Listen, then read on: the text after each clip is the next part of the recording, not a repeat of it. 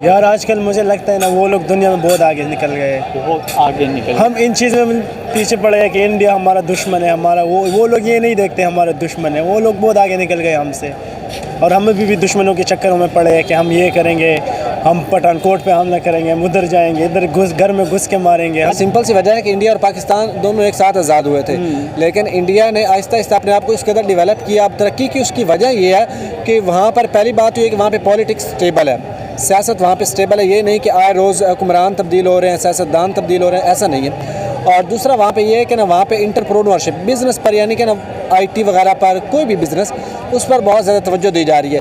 India हमारा हमसाया मुल्क, उसकी पॉपुलेशन देख लें आप कितनी ज़्यादा है। उसकी GDP 6, जर्मनी 7.2 इंडिया की, और जर्मनी की 6, मतलब जर्मनी को भी वो मतलब पीछे इस टाइम छोड़ दिया, सबसे टॉप पर है। और उसकी आप पॉपुलेशन देख लें, इतनी पॉपुलेशन हद से ज़्यादा, सारी दुनिया की आबादी वहीं पर है, लेकिन देख लें उसकी पॉपुलेशन देख लें, फिर भी उनकी वजह यह है कि उनकी एक्सपोर्ट्स कम है। यार आजकल मुझे लगता है ना वो लोग दुनिया में बहुत आगे निकल गए। बहुत आगे निकल हम इन चीज़ में पीछे पड़े हैं कि इंडिया हमारा दुश्मन है, हमारा वो लोग ये नहीं देखते हमारा दुश्मन है। वो लोग बहुत आगे निकल गए हमसे, और हमें भी दुश्मनों के चक्करों में पड़े हैं कि हम ये करेंगे, हम पठानकोट पे हमला करेंगे, हम उधर जाएंगे, इधर घर में घुस के मारेंगे। हम इसी अगर मैं बात करूं इंडिया की ग्रोथ के हवाले से, इंडिया इस टाइम 7.2% के हिसाब से वो ग्रोथ कर रहा है। उसकी GDP बहुत अच्छी जा रही है। उसने अगर देखा जाए तो हम अपने पाकिस्तान की बात करें तो पाकिस्तान के तो इस टाइम हालात बहुत ज़्यादा बुरे हैं, और इंडिया जिस तरह से तेज़ी से ग्रो कर रहा है, व्हीकल्स में अगर बात करें तो दुनिया के तीसरे नंबर पर आ चुका है गाड़ियाँ बनाने में। क्या कहेंगे? इंडिया वाले जो लोग हैं ना, वो अपने बेसिक पे काम करते हैं। जो उनके बेसिक मतलब एजुकेशन हो गया, वो अपने एजुकेशन सिस्टम को उन्होंने इतना स्ट्रांग बनाए हुए हैं कि उनका स्टूडेंट जब निकलता है ना तो एक बहुत बड़ा आगे निकल गया होता है। और हमारे यहाँ पे मतलब हमारे, आप देखें हमारी यूनिवर्सिटी का हाल, आप देखें हमारे कॉलेजेस का हाल देखें आप, कि हमारे यहाँ क्या हो रहा है यहाँ पे, और उनका हाल देखें कि वो लोग कहाँ पे पहुँचे और हम क्या कर रहे हैं। हम और उनमें बहुत ज़्यादा पर ज़मीन आसमान का फ़र्क है हम दोनों में। ठीक है, अस्सलाम वालेकुम जी वालेकुम सलाम। आपका नाम? मेरा नाम कमर है जी। सर क्या करते हैं आप? मैं स्टडी करता हूँ। स्टडी करते हैं सर। अगर स्टडी करते हैं तो फिर आज मेरा आपके साथ एक बहुत इंटरेस्टिंग सवाल होने वाला है। अगर हम बात करें पाकिस्तान के करंट सिचुएशन के हवाले से, तो क्या लगता है पाकिस्तान की इकोनॉमी कितनी स्टेबल नज़र आती है, और अगर स्टेबल है या नहीं है, क्या कहेंगे इस पर? जी, अगर बात की जाए पाकिस्तान की इकोनॉमी के हवाले से, वो तो मेरे ख्याल में करनी नहीं चाहिए, क्योंकि पाकिस्तान की इकोनॉमी इस वक्त डेड हो चुकी है, ख़त्म हो चुकी है बिल्कुल। मतलब अब पाकिस्तान डिफ़ॉल्ट हुआ नहीं बल्कि हो चुका हुआ है, और बहुत पहले का हो चुका हुआ है। अगर मैं बात करूं सर बांग्लादेश की, इंडिया की, ईरान की, वो बहुत तेज़ी से ग्रो कर रहे हैं, क्या कहेंगे इस पर?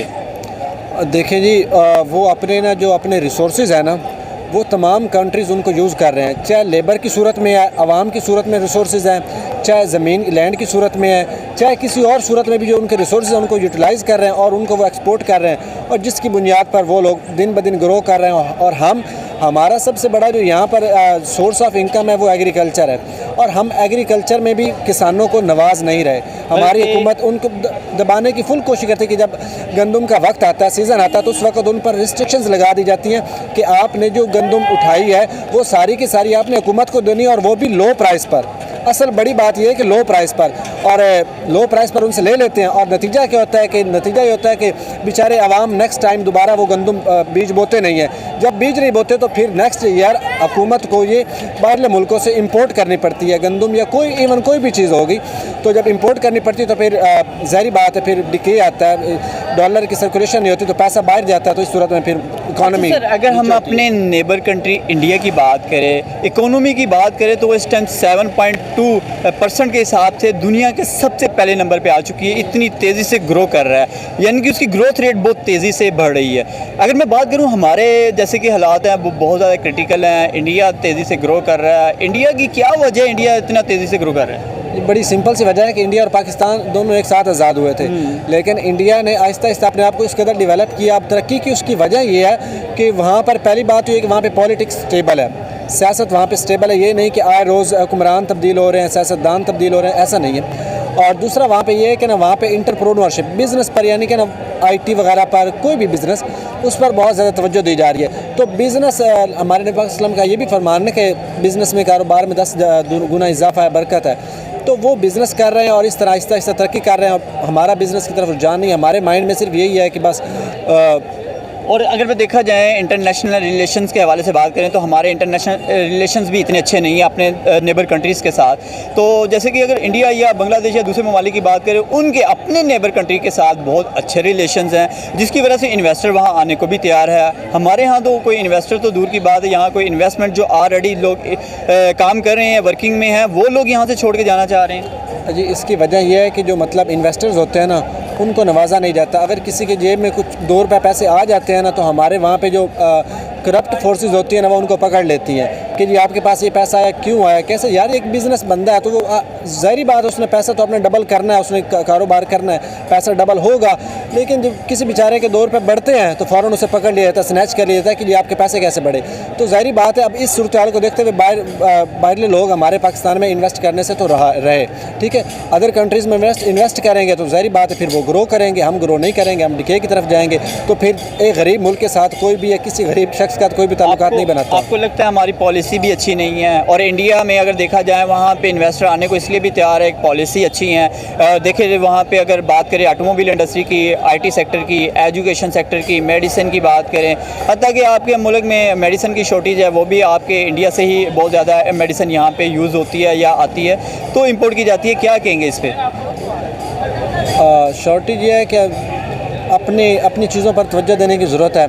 सिर्फ ये है कि अगर अपनी चीज़ों को यूटिलाइज़ किया जाए, पाकिस्तान में पॉलिसीज़ अच्छी बनाई जाएँ, ठीक है, लॉन्ग टर्म पॉलिसीज़ बनाई जाएँ, शॉर्ट टर्म ना बनाई जाएँ, मतलब 4 दिनों वाली, लॉन्ग टर्म बनाई जाए, तो इस सूरत में ये मुमकिन है कि जो पॉलिसीज़ बनाई जाए उन पर फिर साबित कदम रह जाए। साबित कदम रहे तो फिर ये इंशाल्लाह तरक्की करेगा, पाकिस्तान चमकेगा। ठीक है सर। इंडिया हमारा हमसाया मुल्क, उसकी पॉपुलेशन देख लें आप कितनी ज़्यादा है। उसकी GDP 6, जर्मनी 7.2 इंडिया की, और जर्मनी की 6, मतलब जर्मनी को भी वो मतलब पीछे इस टाइम छोड़ दिया, सबसे टॉप पर है। और उसकी आप पॉपुलेशन देख लें, इतनी पॉपुलेशन हद से ज़्यादा, सारी दुनिया की आबादी वहीं पर है, लेकिन देख लें उसकी पॉपुलेशन देख लें, फिर भी उनकी वजह यह है कि उनकी एक्सपोर्ट्स कम है, एक्सपोर्ट ज़्यादा है बना के। वो सर इस टाइम सालाना 1 ट्रिलियन की एक्सपोर्ट करने जा रहे हैं। दिन ब दिन देखें तो वो हर फील्ड में आगे निकल चुके हैं। इस पे उनके फॉरेन अफेयर्स का भी बहुत ज़्यादा हाथ है, उनकी खारजा पॉलिसी आप देख लें। पाकिस्तान में आए दिन क्या चल रहा है, कुछ भी चल रहा है। दूसरे ममालिक से ताल्लुकात बेहतर करने की कोशिश बहुत कम की जा रही है, वो फ़ायदा उठा रहे हैं दूसरे ममालिक से मंगवा कर। पाकिस्तान में आए दिन कभी चीनी का बहरान, कभी पेट्रोल महंगा, कभी आटे का बहरान, आवाम को खाने के लिए पैसे नहीं मिल रहे, खाने के लिए कोई चीज़ नहीं मिल रही आवाम को। तो इसकी वजह पाकिस्तान की आवाम भी है, पाकिस्तान के हुक्मरान भी हैं। इन लोगों को क्रिटिसाइज़ करना चाहिए जो पाकिस्तान की इकॉनमी को पीछे करने में बहुत अच्छा सर, जैसे कि अभी मैं आपसे बात कर रहा हूँ कि इंडिया जो है वो हर फील्ड में निकल चुका है आगे, बांग्लादेश हमसे आगे निकल चुका है। हमारा नेबर कंट्री एक जो अभी कल से जिसने सर उठाया, अगर मैं अफ़गानिस्तान की बात करूँ, उसका डॉलर 85 रुपये है। मतलब आप देखें कि हर हमारा जो नेबर जितने भी कंट्री हैं वो सारे हमसे आगे निकल चुके हैं और हम वहीं के वहीं स्टिल खड़े हैं। यार आप बांग्लादेश को देखें, वो पहले इंकरेज करते हैं कि लोगों को वहाँ पर आके काम करें। फैसलाबाद की टोटल इंडस्ट्री बांग्लादेश में जाके काम कर रही है। ये इनमें उन्हीं के हुक्मरानों का हाथ है, उन्होंने फ्री किया, टैक्स फ्री किया, आए आप भाई काम करें। आपको लगता है कि इंडिया की पॉलिसी ज़्यादा बेहतर है हमारे से? बहुत बेहतर है, उनकी तो गाड़ियाँ, बाइक, सब कुछ। और इंटरनेशनल फेयर्स के हवाले से अगर बात करें तो उनके अपने नेबर कंट्री के साथ या इंटरनेशनल जो फेयर्स हैं या रिलेशंस हैं वो बहुत अच्छे लगते हैं। आप पाकिस्तान को हटा दें इंडिया से के ताल्लुकात से, बाकी आप देख लें इंडिया के हर ममालिक के साथ बहुत अच्छे ताल्लुकात हैं। अभी पिछले दिनों वहाँ पे कोई G20 का इजलास भी चल रहा था, इसके अलावा भी वहाँ पे मतलब, और अभी रिसेंटली दोबारा एक मीटिंग होने जा रही है, CEO की मीटिंग होने जा रही है। जी बिल्कुल, मतलब हर लिहाज से देख लें, क्रिकेटर ज़्यादा वहाँ आना पसंद करते हैं, आप IPL पे देख लें, यहाँ PSL को देख लें, मतलब हर लिहाज से इंडिया हमसे बहुत आगे है, बहुत आगे।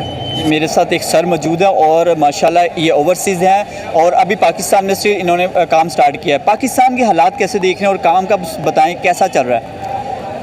Thank you. पहले तो ये मैं आपसे कहूँगा कि देखें, मैं कुवैत, सऊदी अरब, बैंकॉक, हांगकांग और ईरान, ये कौमों में मैं काम करके आया हूँ। लेकिन मुझे अफसोस होता है यार, क्या हाल बना दिया इन लोगों ने। अच्छा सर, इसकी असल वजह करप्शन। उन्होंने जब हमारे मुल्क एक साथ ही आज़ाद हुए हैं ना, तो उन्होंने इस तरीके से अपने इदारों को किया है और अपनी कौम को बनाया है कि वाकई वो पॉजिटिवली लगते हैं, कोई नेगेटिव सोच नहीं, कोई ऐसी बात नहीं, क्योंकि परवान ही ऐसा चढ़ाया गया। सर मैं वही बात करने लगा, पड़ोसी है ना, पड़ोसी हैं, उन्होंने अपनी पॉलिसीज़ इतनी अच्छी की हैं कि वहाँ इन्वेस्टर आने को तैयार है। हमारे यहाँ एक तो स्टेबिलिटी नहीं नज़र आ रही, क्या कहेंगे इस हवाले से? इसके हवाले से यही कहूँगा कि या तो हमारे सियासतदान जो हैं वो उनका फोकस नहीं है। उनका फोकस सही नहीं रहा, जितने भी आए अब तक, जितने भी आए।